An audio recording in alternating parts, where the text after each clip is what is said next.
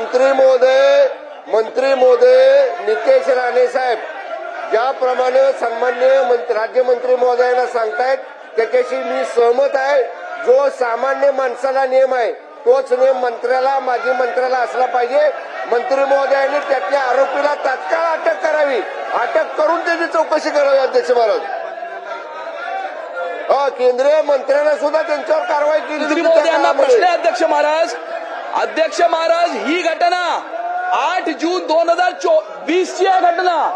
डिसेंबर 2022 मध्ये एसआयटी नेमली आहे अध्यक्ष महाराज। आता आपण मार्च 2025 मध्ये आहोत। साधारणतः घटना होऊन 5.25 वर्ष झालेली आहेत, अजूनही एसआयटी चौकशी करते असं ते म्हणतायत। किती दिवसांमध्ये एसआयटीचा निष्कर्ष आणि अहवाल हा जनतेच्या समोर आणणार अध्यक्ष महाराज? हा माझा थेट प्रश्न आहे। किती दिवसांमध्ये एसआयटीचा अहवाल आणि निष्कर्ष हा जनतेच्या समोर मांडणार? हा माझा थेट प्रश्न आहे अध्यक्ष महाराज।